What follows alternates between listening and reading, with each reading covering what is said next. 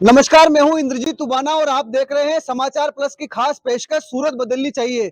जी हां, आज हम बात करेंगे प्रदेश की मार्बल नगरी किशनगढ़ के तमाम लोगों से, क्योंकि सत्ता परिवर्तन के बाद किशनगढ़ में किस तरह से परिवर्तन चाहते हैं। हमारे साथ में बड़ी संख्या में लोग यहां पर मौजूद हैं। सभापति जो दिनेश सिंह राठौड़ है वो हमारे साथ मौजूद है। आज उनसे हम बात करते हैं कि सत्ता परिवर्तन के बाद किशनगढ़ में किस तरह का परिवर्तन और किस तरह का विकास की वो उम्मीद रखते हैं। सभापति जी, आपका स्वागत है।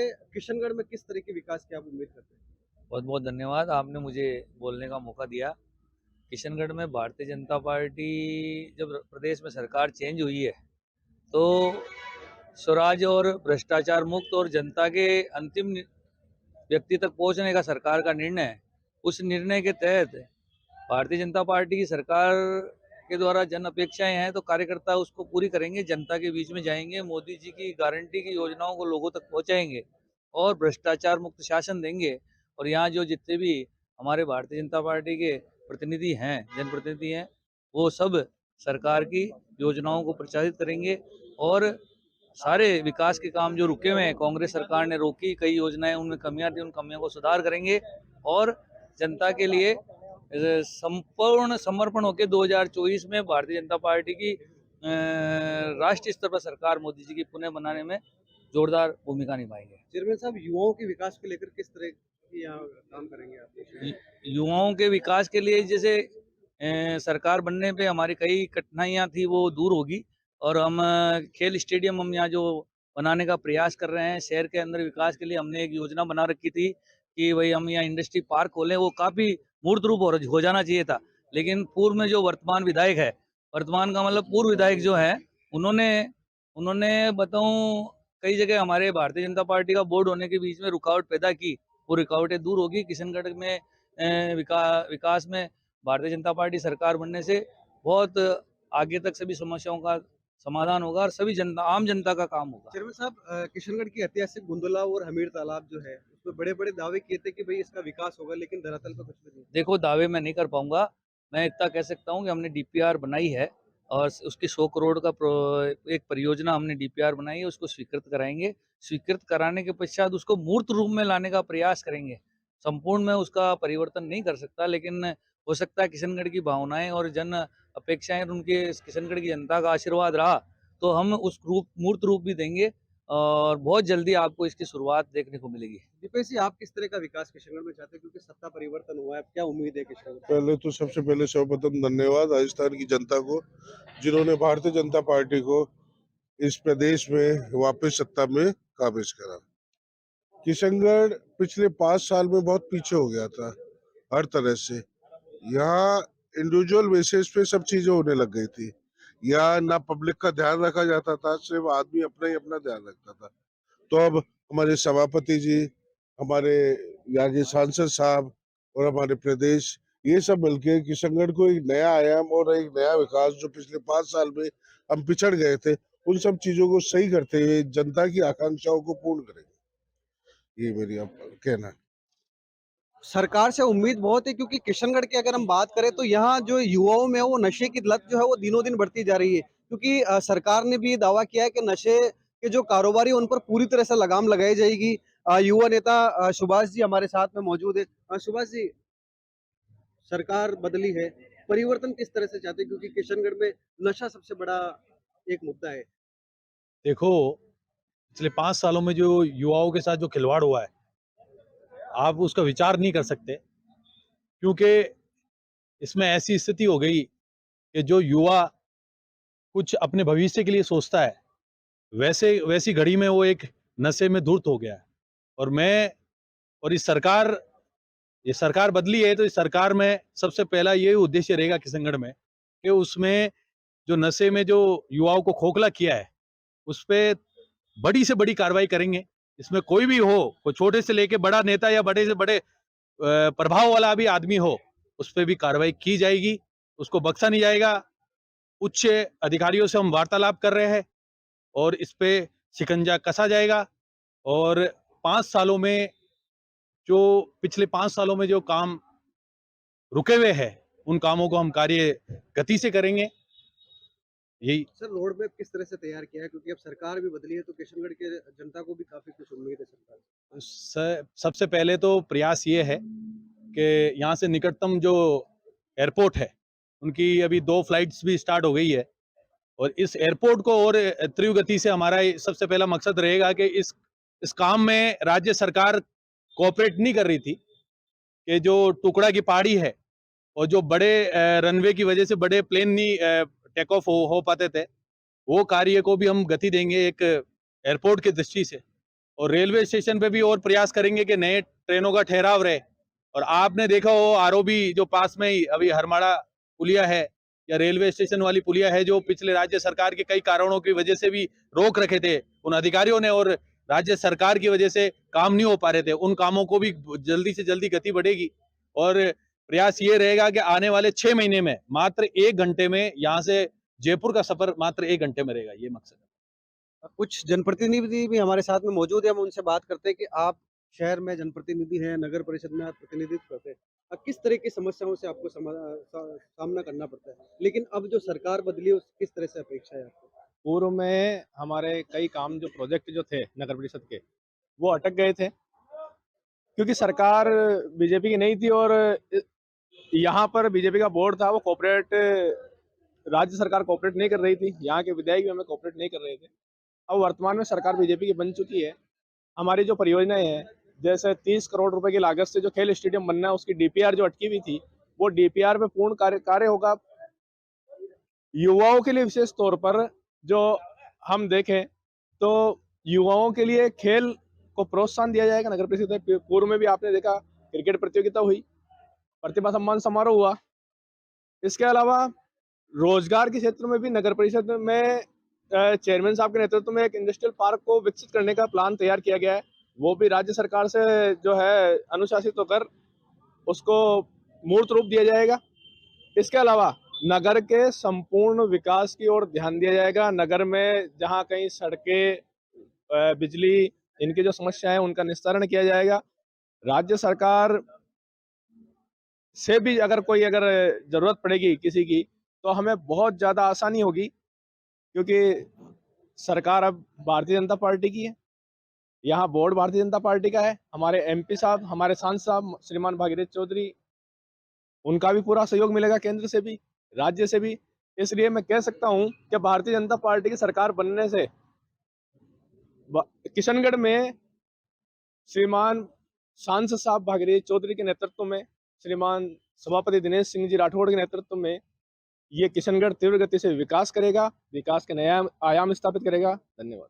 सर आप किस तरह की अपेक्षाएं करते हैं, सरकार बदली है, किशनगढ़ की किस तरह से सूरत बदलनी चाहिए? किशनगढ़ के जिस तरीके से पहले केवल ये दौर था कि काम कम होता था, और जो मतलब जो पत्थर है जो ज्यादा लगते थे, एक ही पोल के मतलब, या एक जो रोड बनी थी आपने देखा था कि पूरी रोड पे ही मतलब देखा था कि रोड का उद्घाटन अलग, डिवाइडर का अलग, जालियों का अलग, लाइट पोलों का अलग, ये क्या तरीका था। अब ये जो हमारे जो विकास पुरुष थे भागीरथ जी चौधरी, उन्होंने अपने कार्यकाल में 1850 करोड़ का विकास कराया था, जो कि पर डे 1 करोड़ से ज्यादा था।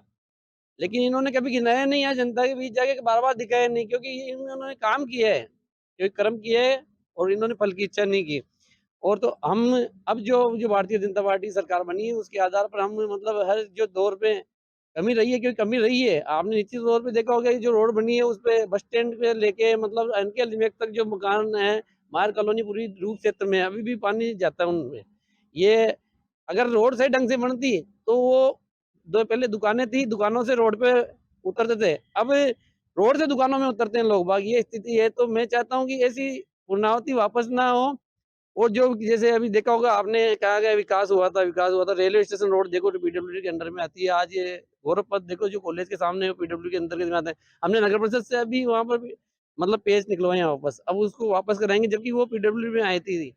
5 साल में ये कार्य हो सकता था, लेकिन नहीं हो पाया। केवल एक ही रोड के पीछे बार बार एक ही चीज बोलते थे। तो हम अब जो भारतीय जनता पार्टी सरकार बनी, इसमें हम चाहते हैं कि हम 100% काम करके दिखाएंगे, और हर वर्ग 36 कौमों को साथ लेके आगे विकास करेंगे। भारतीय जनता पार्टी के हमारे सांसद साहब भागीरथ जी चौधरी और सभापति दिनेश सिंह राठौड़ के नेतृत्व में, और हम जो भी जितने भी कार्यकर्ता हैं भारतीय जनता पार्टी के, हम सब मिलकर सबका साथ सबका विकास करेंगे। पवन जी आप किस तरह का शहर में विकास चाहते हैं, क्योंकि विकास की जो है वो काफी उम्मीद रहती है। सरकार अब बदली है तो सरकार से किस तरह से अपेक्षा है? क्योंकि किशनगढ़ एक नामचीन जगह है, क्योंकि किशनगढ़ का देश नहीं पूरे विदेश में नाम है, तो आप किस तरह का विकास की उम्मीद देखिए, करते हैं? भाजपा सरकार हमेशा विकास के ऊपर ही विश्वास करती है और विकास के कार्यों को करती है।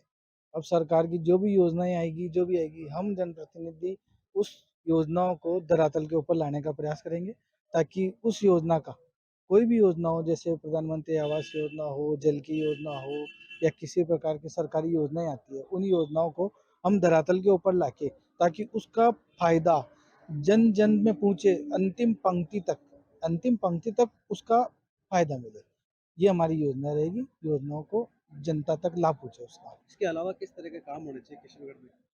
किशनगढ़ के अंदर हाईटेक तकनीक के काम होने चाहिए, कि जो भी कार्य हुए जिसके अंदर तकनीकी बेहतर हो, हर कार्य को उच्च तकनीक के द्वारा किया जाए।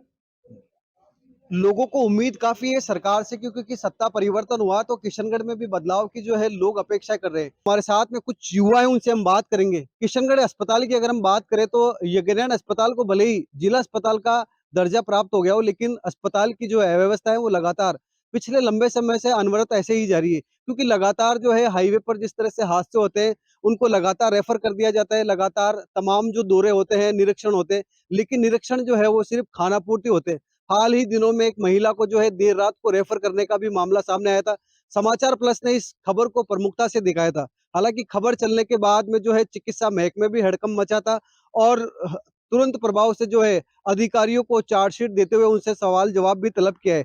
युवा हमारे साथ में, उनसे बात करते हैं कि सरकार बदली है, सत्ता परिवर्तन हुआ है, किशनगढ़ अस्पताल की हम बात करेंगे, क्योंकि जिला अस्पताल का किशनगढ़ को दर्जा मिला हुआ है, तो क्या फैसिलिटी आप चाहते हैं अस्पताल में? मैं Anushka Jain, R K. Patni girls college, BCA second year. मैं ये कहना चाहूँगी कि आजकल की बहुत ज़्यादा जो ऐसे तो मेडिकल फैसिलिटीज़ अच्छी है, पर मैं ये चाहती हूँ कि और भी मेडिकल फैसिलिटीज़ में इम्प्रूवमेंट हो। क्योंकि आजकल एक्सीडेंट्स होते हैं, तो वो पेशेंट्स जो होते हैं, वो डॉक्टर उनको सीधा जयपुर, अजमेर रेफ़र कर देते हैं। तो वो मैं चाहती हूँ कि जो मेडिकल फैसिलिटीज़ उनको यहीं मिल जाए, ताकि उन्हें सही टाइम पे सही ट्रीटमेंट अवेलेबल हो। और आस-पास के जो किशनगढ़ के जो रूरल पीपल्स हैं, वो भी सीधा किशनगढ़ ही आते हैं अगर उन्हें कोई दिक्कत होती है, तो उन्हें भी बहुत ज़्यादा परेशानी होती है कि उन्हें बाहर जाना पड़ता है, तो उन्हें सही टाइम पे सही इलाज मिल जाए, बस मैं यही चाहती हूँ। आजकल लगातार जो है अस्पताल की अव्यवस्थाओं की खबरें प्रसारित होती है, लेकिन क्यों ध्यान नहीं दिया जाता है? क्योंकि अब सत्ता परिवर्तन हुआ है, सरकार भी बदली है, तो किस तरह से आप उम्मीद करते हैं अस्पताल के लिए? मैं ये चाहती हूँ कि और थोड़े नए डॉक्टर्स अवेलेबल हो, थोड़े जो और अच्छे डॉक्टर्स हो और अच्छी फैसिलिटीज़ अवेलेबल हो, उन्हें प्रॉपर और टेक्नोलॉजीज़ में अपडेशन हो और थोड़ी अच्छी सफाई भी हो। अदिति, आप हमारे साथ में जुड़े हैं, आप किस तरह की अपेक्षाएँ करते हैं सरकार से? मैं सरकार से ये अपेक्षा करती हूँ कि जैसे हमारे का एयरपोर्ट जैसे अभी किशनगढ़ में काफ़ी अच्छे एयरपोर्ट्स बन गए हैं और रेलवे स्टेशन की फैसिलिटीज़ काफ़ी अच्छी बन गई है और काफ़ी डेवलपमेंट हो रहा है किशनगढ़ के अंदर। तो मैं ये चाहती हूँ कि जैसे एयरपोर्ट्स पे और जो मेजर कनेक्टिंग सिटीज़ है जैसे दिल्ली, बॉम्बे, कोलकाता, बैंगलोर इनकी भी फ्लाइट्स अवेलेबल हो ताकि जैसे हम अजमेर अभी हमारे काफ़ी पास में है। तो अब अजमेर से भी जो भी लोग आते हैं वो सब किशनगढ़ ही आते हैं अगर उनको बाय फ्लाइट ट्रैवल करना होता है तो।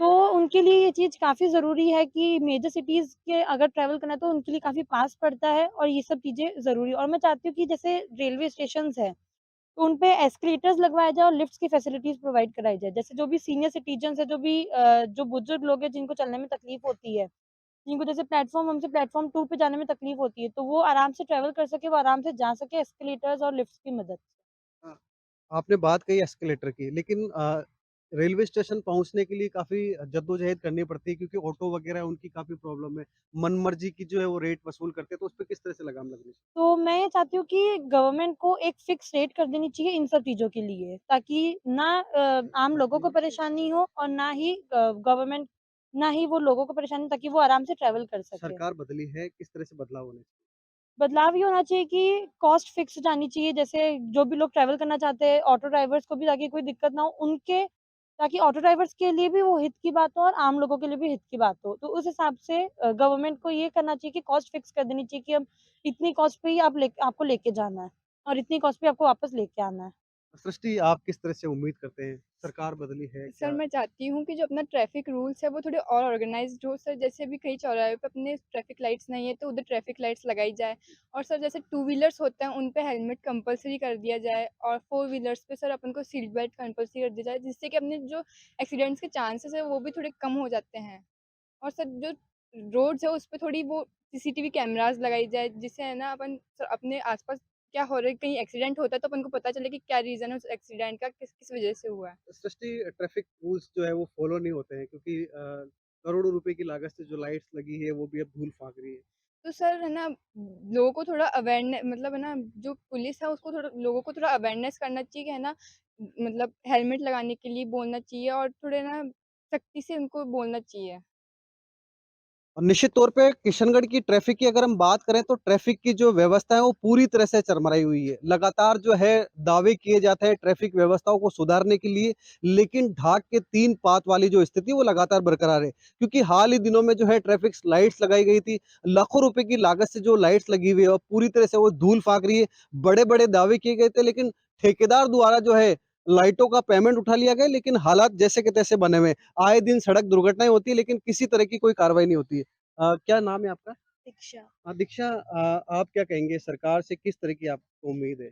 मैं ये कहना चाहूँगी कि जैसे बहुत सारे जने यहाँ पे आते हैं, जाते हैं, ट्रैवल करते हैं, तो बीच में बहुत सारे स्ट्रे एनिमल्स आ जाते हैं। उनका भी हित मतलब हानि होती है कि उनको भी है ना कोई ट्रीटमेंट नहीं मिल पाता। यहाँ पे कोई ऐसे एनिमल ट्रीटमेंट नहीं है, और हमारा भी ये है कि हमें ट्रैफिक में से गुज़रना पड़ता है, या हमसे गलती से उनको ऐसे टक्कर लग जाती है बीच में आ जाने के कारण। तो मैं चाहूँगी उनके लिए एक शेल्टर हो, एक अलग सेपरेशन हो कि है ना, ताकि वो भी अच्छे से रहे और हम भी हमारे ड्राइव जो है हम अच्छे से कर पाएँ।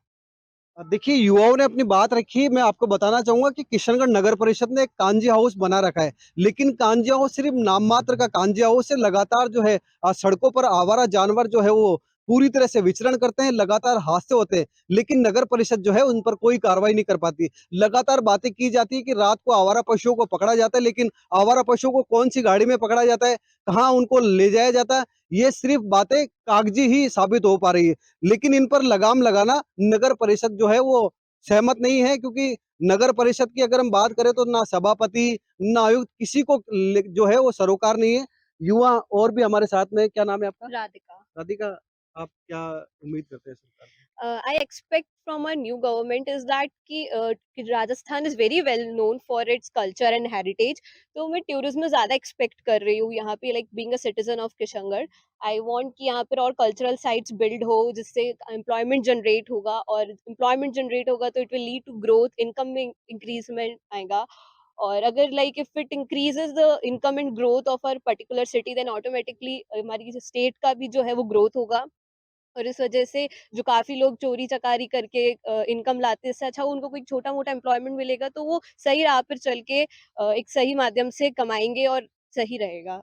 देखिए, टूरिज्म की जो छात्रा है उन्होंने बात करी, हम बात करेंगे कि किशनगढ़ का जो नागरिक दास पैनोरमा हम उसकी बात करते हैं। करोड़ों रुपए की लागत वहां पर लगाई गई थी, मूर्तियां वहां पर लगाई गई थी, लेकिन कुछ असामाजिक तत्व है उन्होंने उनको खंडित किया, वहां से चोरी हुई। लेकिन किशनगढ़ के अगर जनप्रतिनिधित्व की अगर हम बात करें तो कहीं ना कहीं उनकी उदासीनता है, उसके चलते जो है वहां पर विकास नहीं हो पाया। बड़े बड़े दावे किए गए थे कि वहां पर पुलिया बनाई जाएगी, पूरी तरह से जो है नागरिक दास पैनोरमा का ढंग से निर्माण किया जाएगा, लेकिन स्थितियां जो है वैसी की वैसी। लेकिन देखने वाली बात ये होगी कि सरकार बदली है, नागरिक दास पैनोरमा का जीर्णोद्धार किस तरह से हो पाता है। आपका क्या नाम है? मैं Muskan Mehta, BBA first year from AK Patni girls college.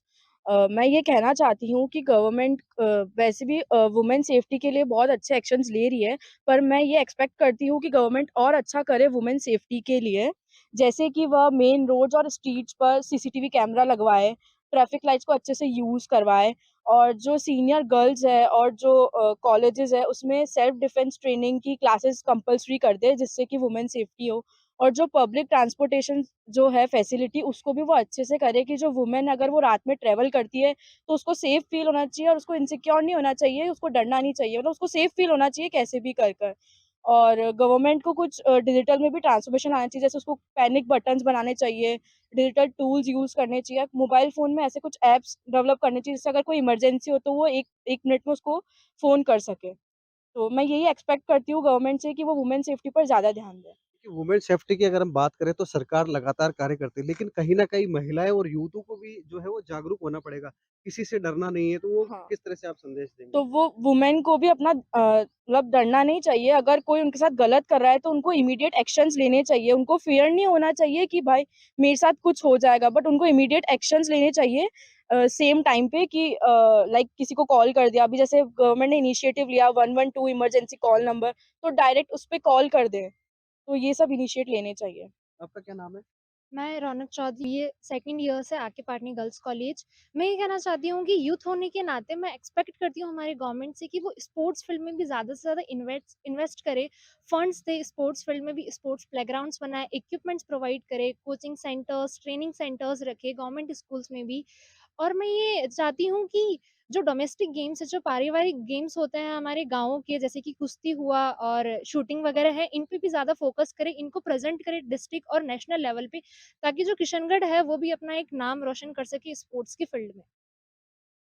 तो कुल मिलाकर किशनगढ़ के लोगों से हमने बात करी तो उनका साफ तौर पर कहना था अस्पताल, ट्रैफिक, उसके अलावा कई तमाम जो मुद्दे हैं वो सामने आए, लेकिन अब देखने वाली बात होगी कि सत्ता परिवर्तन के बाद में किशनगढ़ का किस तरह से परिवर्तन होता है, ये देखने वाली बात होगी। सहयोगी विशाल जारोडिया के साथ इंद्रजीत उबाना, समाचार प्लस, किशनगढ़।